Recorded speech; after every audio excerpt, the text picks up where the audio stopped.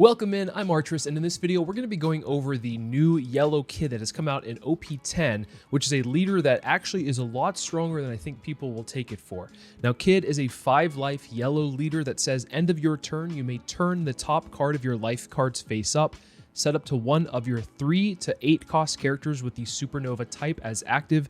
That character gains blocker until the end of your opponent's next turn. Despite this leader being a yellow leader, I think that this leader plays quite differently than a lot of the other yellow leaders that we've seen come out as of so far. Typically with yellow, you play around a lot of triggers, and on top of that, you're able to heal through different effects.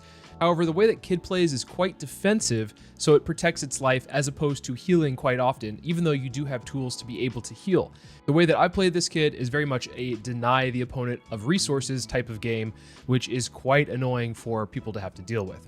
Before we go over the deck list and how this deck operates, if you're new to the channel, please make sure to hit that sub button. And also, if you like the video, give it a thumbs up while you're at it. It helps out the channel so much, and I cannot thank you guys enough for the support. Additionally, if you'd like to talk about the One Piece card game outside of the YouTube comments, please make sure to join the Discord. The link for that is in the description below. So starting off, I am running 4 of the blocker Shirahoshi. This is just a solid yellow blocker. You'll probably see this as a staple in a lot of yellow decks going forward.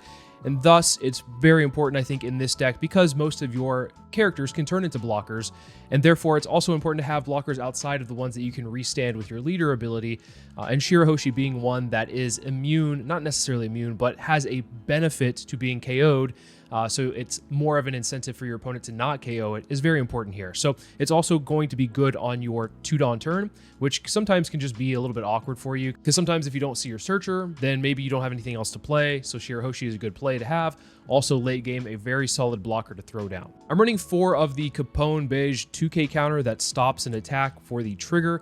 This one will likely be replaced once a promo law comes out. I don't think the promo law is necessarily out yet in the West, so until we get this one, we're going to be running the Capone Beige instead. It's obviously a really good 2K counter, but this law, which we see on the screen right now, is a supernova type 2K counter that you can actually have come out based off of you and your opponent's life total being 5 or less. You can hit the field, and then obviously your leader ability will be able to restand it and make it a blocker if you do play it out early.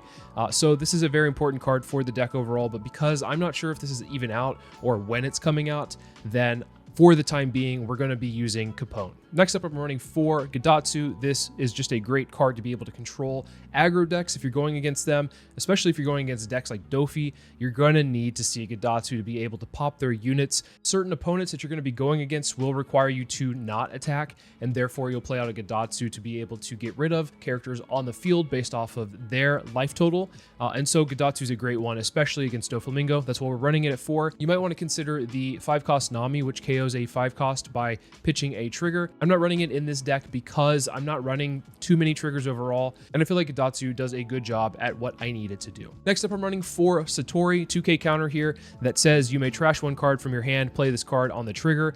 I'm likely never going to be just hard casting this. This is just a nice body to come out and flood the board if your opponent decides to attack into you, which oftentimes they will, which is a good thing for you.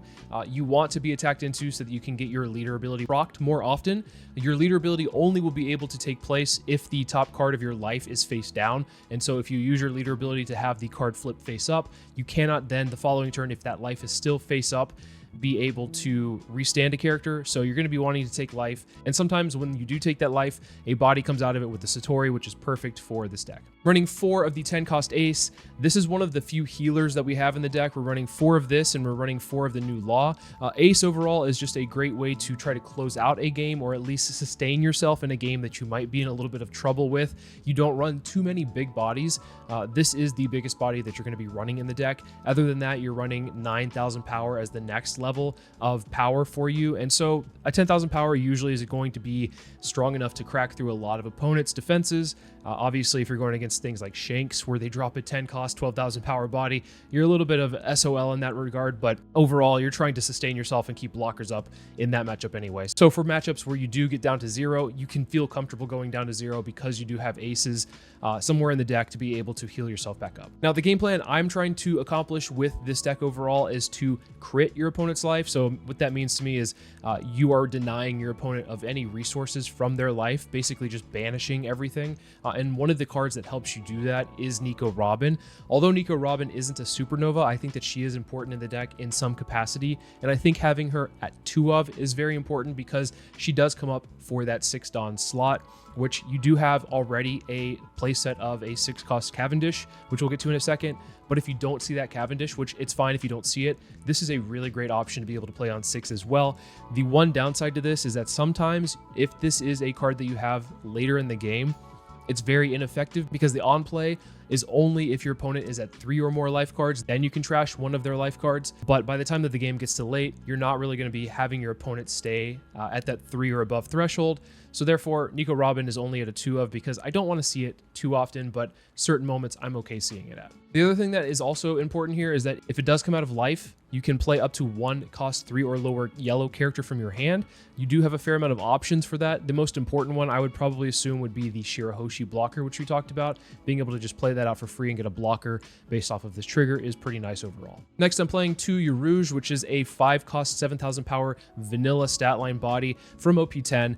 This one is just going to be able to hit your 5 curve. Oftentimes, you're going to be wanting to play Gadatsu on 5 anyway if you do happen to go first, but if you don't see your Gadatsu, Urouge is very nice to have as well, and it can become a blocker. It can restand itself with the leader effect, so that's why we have it in at 2. It's not super important to your game plan overall, and you don't necessarily want to be going first with this deck anyway, but if you do happen to go first, you have a couple of options to be able to play something on 5. What you should be aiming for with this deck is to go second, in my opinion.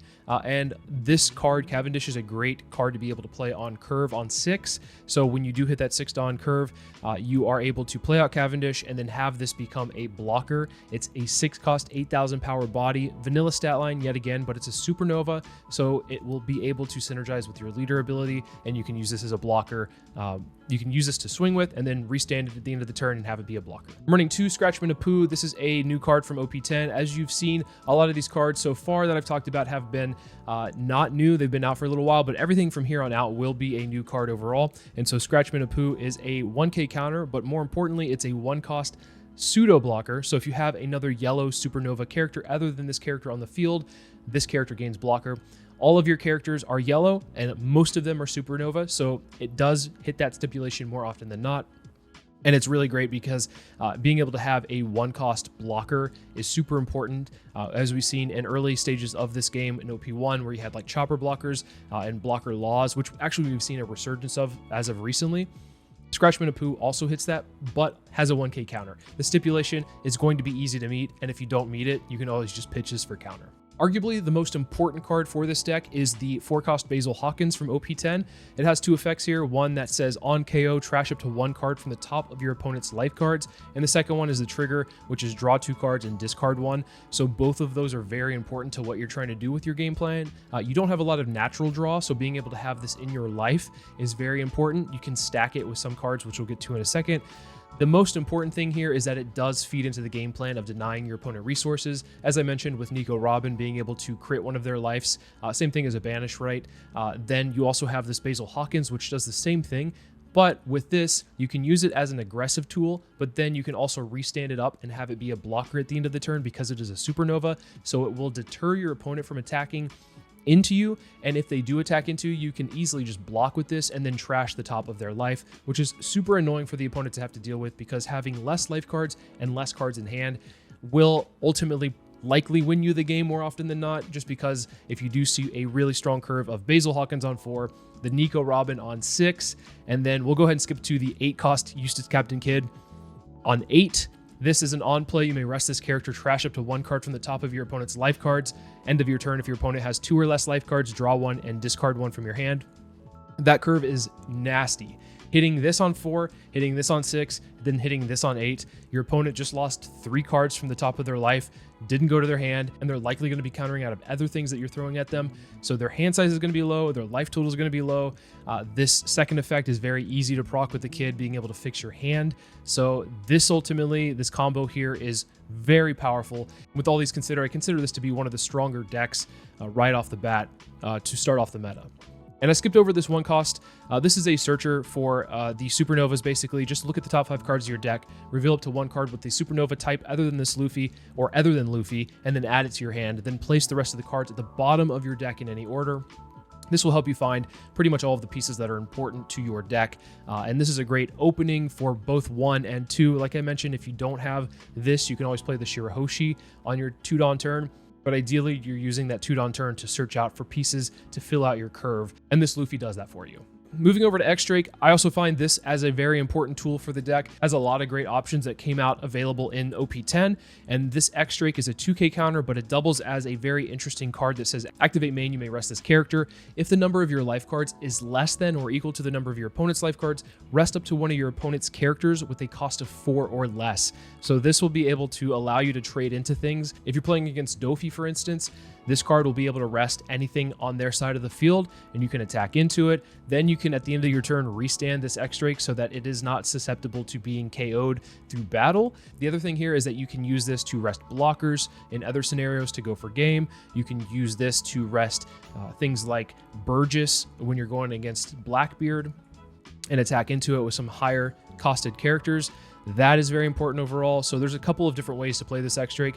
Arguably, probably not even arguably, it is the best 2k counter in the deck, I would say, based off of just the amount of utility you can get with it. And then finally, I'm running 4 of the new Law, the 7-cost 9,000 power body. It is a supernova type that says, on play, reveal a supernovas type character from your hand and add it to the top of your life face down. Then, if your leader has the supernovas type, give up to 1 rested Dawn to your leader. So this will be able to help you sustain yourself. You can also stack things in life that will help you go further into the game. Like I said, this Basil Hawkins is very important to be able to stack into life. So you can draw 2 and trash 1 in case you aren't able to play it out or don't have a window to play it out. You can always just put it up into life and then get the secondary effect from there. Overall, though, I'm really impressed with how this deck plays. I think that this deck will become very similar to how a Nell or like Shanks are at the start of metas.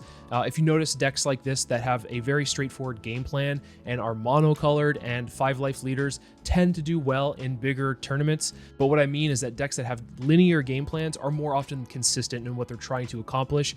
And I can imagine that this kid at the start of OP-10 could do very well in some of the bigger tournaments based off of your opponents trying to figure out their own decks, trying to figure out the meta.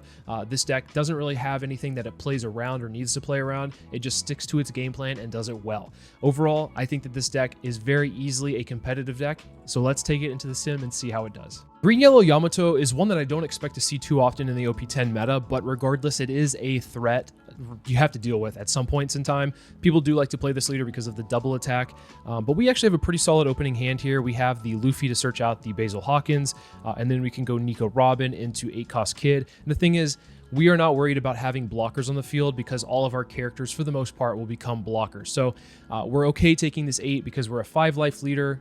We don't have to worry about 2 hits and then being at 0, thankfully. We're just going to use the effect here to keep the Basil Hawkins as a blocker. I think it's just easy to just go ahead and block with this and then trash the top of their life. This next play that they could have, yeah, Shirahoshi for 2 makes sense. Here, we're just going to play out the Nico Robin, banish their life, and then swing 5. The most scary thing from this Yamato leader is that if they do play Nami, then they go double attack banish. But effectively, we just did the same thing to them, where with the Basil Hawkins KO and then the Nico Robin, we just banished the top 2 cards of their life. Here, I imagine they're probably going to swing very big. Yeah, with the Tonoyasu, I think is what it's called, giving their leader plus 3,000. Pretty strong there. Thankfully, they didn't put a banish along with it. Looks like a little bit more of a control build here with the carrot. Very interesting to see. I don't hate it, actually, based off of, how strong green cards have become over time. We'll just swing 5 here. Then we'll swing 6 with the Robin, see if we can get another card out of hand. And then we're going to play down this Kid and trash the top of their life. So basically, they have lost every single one of their lives. It has not gone to their hand. And now we're able to restand this Kid and have a blocker. I actually think I want to hold on to this 8-cost. As maybe another way to just close out the game. You can banish their last life and see how that goes. Here, I think I'm just going to give them a 1k. Pretty easy to do. And then whatever they throw down, I'm not too scared of. Yeah, this Zoro isn't going to get much accomplished here. If they go 8 into 6, I don't think they would. I mean, either way, I can just block it. But here, they're just freezing the Robin. There's no point. I mean, I could block it or I could let it go. This Nico Robin's not necessarily going to be doing anything anyway. Here, we're just going to go ahead and trash the life. And swing 7, which is a forced block because they only have 1 card in hand. And then swing 9 to close out the game from there. We saw an amazing curve. We actually banished every single one of their lives. So I feel a little bit bad for this Yamato, but this is how Yellow Kid ends up playing regardless. All right, going against Teach here, this hand's actually not too bad, unless, of course, they decide to use their leader ability on turn 1, which most Teaches do not, but that would not really allow me to get my searches off. So we have double searcher to be able to fix our curve. We're looking for a 4-cost. This kid is actually pretty solid as well. Honestly, though, by the time we get to 7 or 8, we're not going to be really able to play out any of these things for their on-play. We do find the Basil Hawkins, which is actually super important for this matchup. We don't have a 2K, very awkward, so we'll just go ahead and take the 6. The Dock Q could have popped one of the 1-costs, but that likely means that they have something that they're using it for next turn. So let's go ahead and get the Basil Hawkins on here. They could very easily answer this with a Liberation to just get rid of the effect, which, yep, they do. And if they decide to swing, oh, okay. I think I'm just going to take it regardless. I was going to say I could counter out, but I'm going to take it regardless because I want to be able to use my leader effect this next turn with the Cavendish. So we'll swing 5, they take it. I'll throw the Cavendish down and then give Cavendish blocker. So this is pretty easy to block with at least. They might have a way to get rid of this. They'd have to have some cost reduction into another event, which that's not unlikely, especially with 7 cards in hand for the opponent here. We're hoping to be able to not have our on-plays turned off for this next turn, because if we can use our on-play ability to trash a life with the kid, I'll do so. Healing isn't really necessary right now, so we don't need to play the 7-cost Law. Here, they're just drawing with the Lafitte's. They have double Lafitte here, so they go stronger into stronger. And I'll just easily block here. Just a snap block. Pretty easy. Here, I imagine that they should use the Dock Q, but they don't, and that's fine. It's not necessarily a must, but it means that I am going to likely be able to clear these Lafitte's with just my searchers, unless they want to be cheeky and counter out here, which it looks like they don't. So we'll go ahead and go 5 into lead. We'll go 8 into lead, and then I'm just going to play out this 8-cost kid just to throw it down. We don't get the on-play effect, but we do get the end of turn, draw 1, trash 1, and we have a bunch of 1Ks, so it doesn't really matter. I'm going to hold on to the 8-cost and the 7-cost just in case I'm able to play them out for my on-play effects here, but doesn't look like we're going to be able to do so. A Van Augur to reduce my kid into a finger gun to just kill the kid. Unfortunate. That would have been a nice body here, but we could potentially push lethal here. Based off of, they have 1 life, and we have a really big body on the board. So let's see. Let's just swing 9 and see what they do here. We will take this, get the draw 2, trash 1. Nico Robin is pretty useless at this point. Sorry, Nico. And then we're going to go ahead and just swing 9, just a flat 9. Ask for a lot of cards out of hand, or try to go for lethal. We get a lot of cards from hand, and that is really good for us. And here, I think I'm just going to go 7. To pretty much get them to 0. I think it's pretty much guaranteed if I can. I mean, it's not guaranteed, but likely one of these 3 cards is a 10-cost Teach, the blocker, and then if we swing 6, it's probably easier for them to just counter out than a 7. And me having a 7-cost or 8-cost doesn't really matter in the grand scheme of things. Obviously, they could very easily go Van Augur, Liberation, but this play they should be doing the 10-cost, which they do. And then we should just be able to spread our Dawn as evenly between the Cavendish and my leader. So I'm looking at maybe 11, 12. We'll take this last hit from the Burgess because I don't feel like countering out of it. Doesn't make sense to. And we just kind of have to push for game here. We have a couple of options. They didn't use their leader ability, but I don't think it's worth playing out like a 10-cost ace, to be for instance. But yeah, I think here we're just counting my Dawn to make sure. I think 11, 12 is the best bet. If they counter out of this one, then we can pivot a little bit. But I think they're just probably just going to block. I don't imagine that all of these cards are 2Ks, for instance. And then we just go 12. 12 should get us there unless it's all 2Ks. But yeah, they had 1 2K and the rest are 1Ks. So yeah, we were able to pressure them pretty well. The big bodies that we have on our side are pretty strong as the game goes on against Blackbeard. Red-Green Smoker is going to be I think a fan favorite for a lot of people going into the OP-10 meta. A lot of people think that this leader is going to be insanely strong. I think that this is a very, I wouldn't say balanced leader. I think it's probably middle of the pack, where it will do well against certain decks, against certain metas if it evolves. Being able to play out 8-cost Kid on curve and then use the leader ability, plus also give that Dawn to the Kid. It's very potent overall, but I think in the grand scheme of things, when we have decks like Doflamingo and decks like Blackbeard very present, Smoker might take a little bit of a backseat to begin with, and then once EBO2 comes around and we get the green-purple Luffy, I think Smoker becomes a lot better of a deck.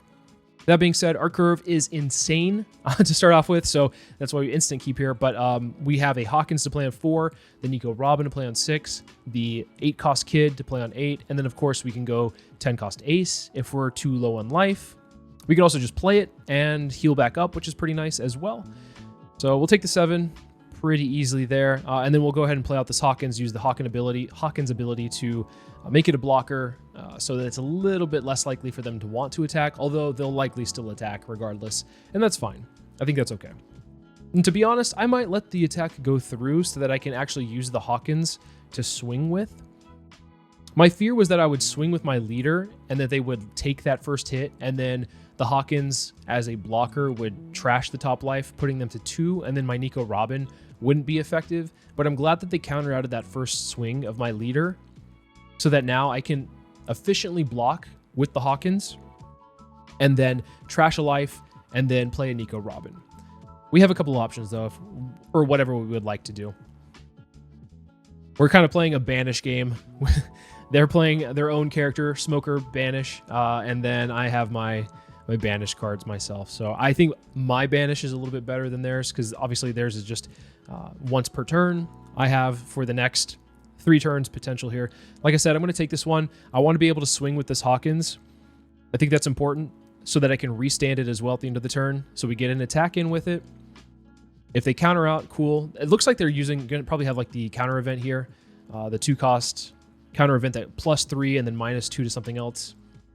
Yeah, that's fine. No issues there. We're going to go ahead and use the Nico Robin and then restand the Hawkins. And because we got some counter out of their hand with this Hawkins, I think it's safe to just go ahead and block with it this next turn so that we trash the top of their life. We're going to always block the 5-cost Smoker attack. But for them, here would be a really good time to play out the Hody Jones if they have it. A lot of Smokers are running a full playset of Hody Jones, and that card is very strong to be able to get past this Basil Hawkins. But ultimately, I think we're in a pretty solid spot here where we can block the Smoker, the green Smoker, and then take the leader hit so that we're able to... oh, they might have... I was going to say they played the Otama, but the Otama doesn't really matter. That might be a blunder. I'm not entirely sure what they're hoping to accomplish with that Otama. Because if they had a... what is it? The 7-cost... why am I blanking on his name? From Shanks. Ben Beckman. I played Shanks. I can't even remember his name. So yeah, if they had Beckman, they would have just played it. I don't know why they threw out the Otama, I think that might have been a blunder on their part. Everything else is fine. The Tashigi's fine. Tashigi's actually the best card that they could have played out, because, I mean, I don't really have a way of getting rid of the Smoker anyway, but in case I did, then the Tashigi is there to protect it. Sanji's fine to throw out as well, but the Otama might have just been a blunder. Yeah, there's a Ben Beckman in life, so now we know they're not getting at least one. Usually they run a full playset of that as well. And they go down to 1 card in hand, playing a Baccarat. Pretty solid. But here, I'm not going to be able to use my 8-cost Kid to be able to restand it, because I have my 8-cost Kid in life as the thing that's face up. So we're going to go ahead and just put a Urouge into life, because we're not really ever going to play it. So we're healing up 1. We put 1 on our leader, and we're going to swing 6/6 and see if we can get something out of their hand. Maybe a 2K counter. Maybe they want to use the Baccarat effect and protect themselves, because they are pretty low. Oh, wow. Getting rid of a Kid. So they use the Baccarat effect to trash a card from hand, and then plus 2,000. We'll swing 6 for a leader. That will connect unless they want to block. And then we'll have this Apu come down to be a pseudo blocker here, which is very nice, because now we have 2 blockers on the field. One of them I am always going to need to be able to block this Smoker attack, because I don't want to get my life banished. I just think that's annoying, even though I'm doing it to the opponent. The irony there. Here, if they decide to swing at the Nico Robin, which they do, I'm actually okay letting this one go. I don't think it's necessary to keep this or protect it at this point in the game. It's done its job. It got an attack in. It soaked up an attack. So I think overall, we're okay letting that go. The following turn, we can actually, depending on what they play here, should be able to play out the 8-cost kid and potentially go for game based off of their hand size. So it looks like, yeah, another smoker here is fine. Unless this last card that they have is a blocker, then I think we are able to actually push for game. We'll use the Apu to block 5-cost smoker here. And if they decide to go big after that, we don't really care because we are at a healthy life total. They can't pressure us thereafter. So yeah, easy Scratchman Apu block. If they want to swing with Tashigi and they want to swing leader, we can take both and be okay with that. No issues there. They want to swing 10, that's totally fine. We'll take that one. And then here, we're pretty much guaranteed game. We are guaranteed game. So we just go here and we play out the kid, trash the top life, swing 7 with our leader. They only have 1 card in hand, so they have to block. And then we swing 9 to finish the game out. So overall, yeah, this is very powerful. Being able to deny your opponent resources from their life is a lot stronger than I think people will anticipate. Of course, this deck will be able to be played around as the meta goes on, but to start off with, very solid deck, very solid gameplay. And of course, we need to test this out against Doffy, because if we can't win against Doffy, then what's the point of playing a deck? So here, I think the opening hand we had wasn't really strong. I want to go first to take away first from them, but because I didn't have a Gadatsu in my opening hand, I wanted a mulligan for it. So therefore, we're mulliganing for the Gadatsu, and we got rewarded with it. We actually got a really strong hand here, going Luffy into an X-Drake into a Gadatsu. So I'm actually going to play out this X-Drake and rest the Sengoku. Just want to make sure that I can, because we are both at 5. So yes, we'll play out the X-Drake, resting X-Drake to rest the Sengoku, swing the Luffy into the Sengoku. And the reason I'm doing this is because oftentimes the Sengoku is a great target for the bounce law to bounce things back to hand. And if we are able to remove that from them this turn, then what we can end up doing is denying them an extra resource to be able to search further into the deck. Plus, it's a little bit awkward if they do want to play out the bounce law here. They would have to bounce back itself or another character that they played with it if they went like Jinbei bounce law, because they're likely going to want to get rid of this X-Drake. I don't think I'm going to use it as a blocker here. I think it's actually pretty useful, but we'll keep it standing in the meantime. We'll take this hit if they decide to go for it. They might just swing into the Luffy here, because having my top life exposed like this, one, they might not want to give me cards for the card draw here. And then secondly, I can't get my leader ability off. So it's not an awful play to swing into the Luffy. Although for them, I mean, Doffy usually wants to be aggressive anyway. So that could have been probably like a swing into life. But I don't know if they were trying to deny me of a resource there. Of course, the Gadatsu coming in clutch. We'll swing 5. Here we'll take the 7. They don't use leader ability, which is fine. We'll go ahead and just take this to be able to kind of dig further into the deck. I'm kind of looking for like more top end, because once you get the top end against this deck, it's really hard for them to try to combat that. And it makes sense that they went 7 because they were trying to play out a Jinbei. So Jinbei, Moria. We'll go ahead and use the X-Drake to rest this Moria. You should always try to get rid of Morias if you can, instead of like a Jinbei. Obviously, we're going to try to get rid of both here, or try to get rid of both of them eventually. But because Moria can't grab himself from the trash, then it's good to put him into the trash. And they counter out. They give us 2/2Ks. That's fine here. We're going to go ahead and restand. Maybe we can restand. Yeah, I think restanding the X-Drake is fine. We did put the Basil Hawkins at the top of life with the law effect, so we are able to dig further into the deck with the effect if they decide to swing into us. Here, though, I maybe should have... Well, yeah, maybe should have just used the law as a blocker, because, I mean, Gravity Blade is okay. It's not the worst thing in the world. We can go ahead and be comfortable with what we have in hand and maybe counter out of like one of these attacks, because we'll give us a 6 here in a second. So that's fine to go ahead and give them the Cavendish. I am a little bit worried about not finding anything that's like higher up than this law, but this Gadatsu is actually pretty clutch here, because what we can end up doing is swinging 5 into the Moria, see if they give it to us. If they give it to us, that's fine. Before we swing with the law, I'm going to go ahead and pop the Jinbei with the Gadatsu. Then I'll swing with law, 9 into 5. And then I'll play out a Basil Hawkins. And then use the ability. Oh, another Gravity Blade from Trigger, though, this time. A little bit annoying. Here's a really good opportunity for them to actually play Bounce Law if they have it, because it can bounce the Hawkins back to hand, and that's rather annoying, of course, which they might. They have a Teach ready to go, so who knows. But if they do bounce this back to hand and they hit me, then I think it's okay to go ahead and play out the Satori for just a body. I don't think that's the worst thing in the world. They do play out the Law, bouncing the Teach back to hand, and bouncing my Hawkins back to my hand. That's fine. I'll go ahead and play out Satori, and I'm going to pitch the Shirahoshi because I want to be able to play the Hawkins again, potentially. And if we do get another 7-cost Law, then we can always put the Hawkins in life, as opposed to like a Shirahoshi, which you cannot. So maybe we'll use this 1-cost Luffy this next turn as they're starting to build their board. 10-cost Ace is not necessarily great here. I want to use it when I'm either at 1 or 0. We do find the 7-cost Law, so perfect here. We're going to go ahead and put the Hawkins into life here. Swing 6 into the Law. And then if this one is protected with 2 cards in hand, then we just go 7 into the Law. Their hand size is pretty low, and we have been able to at least answer their board and sustain ourselves. So I feel like this is a pretty solid matchup, at least. They haven't had like the strongest mid game, to be fair. Not using their leader ability effectively is kind of a hindrance. I think that they've been on the back foot a little bit based off of how they've played.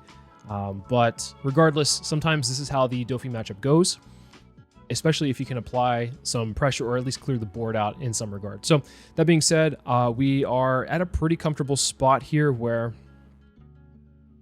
if they decide to go for face, we have a blocker.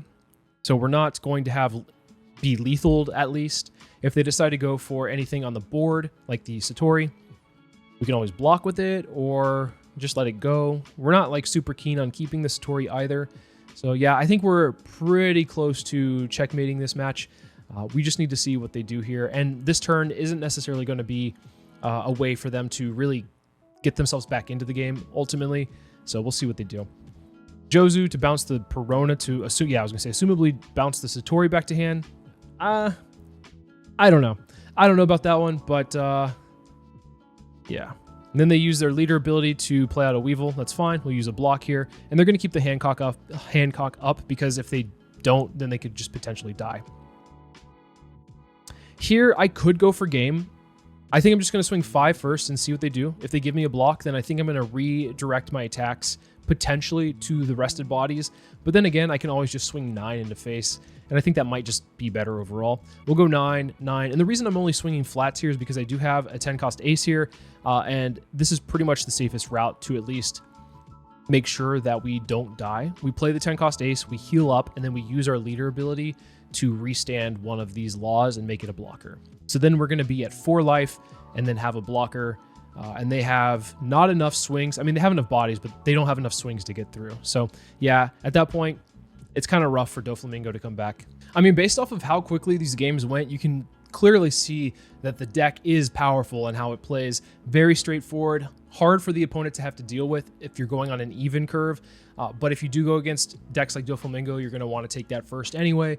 Overall, I think that this is a very fun deck. It's like a deck that I feel less stressful playing, and I think that at times that's more important than anything else. When you're playing decks that are very combo centric, sometimes you are missing pieces and it feels bad that you didn't see the piece, whereas like Kid doesn't really need combo pieces for it to do well. It just needs to see a couple of bodies and then your game plan is pretty much set from there.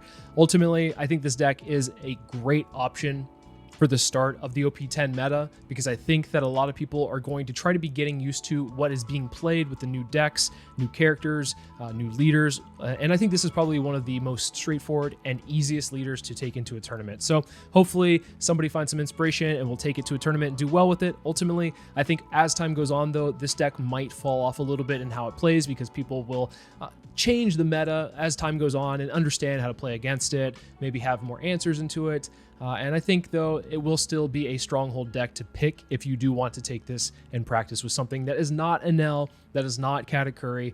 This is much different in how it plays, much more of a mid-range blocker-centric game, which overall is a cool way to play it. I really do appreciate that this yellow deck is different than the yellow decks we've seen in previous sets. As always, thank you guys so much for watching, and I'll see you in the next video.